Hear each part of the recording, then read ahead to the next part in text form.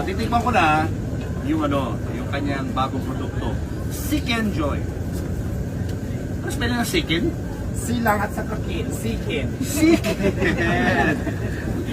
Mainit siya, bago ko. Sarap ha? Ano? Ito yung famous pares. Ayan yung pares. Ayan yung overload na yan. Sarap. Tapos ito, ang halaga nito, 100 pesos. 100 to only rice, 5 pesos each. Kung hindi ka pa satisfied doon sa lasa, meron tayong pagpalasa. Gusto mo maanghang, gusto mo lagyan ng garlic, gusto mo lagyan ng onion spring. So, yan ang purpose nito siya.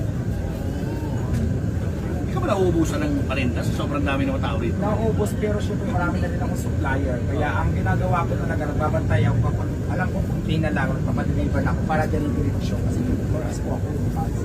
So, kailangan talaga consistent para hindi mag-hang.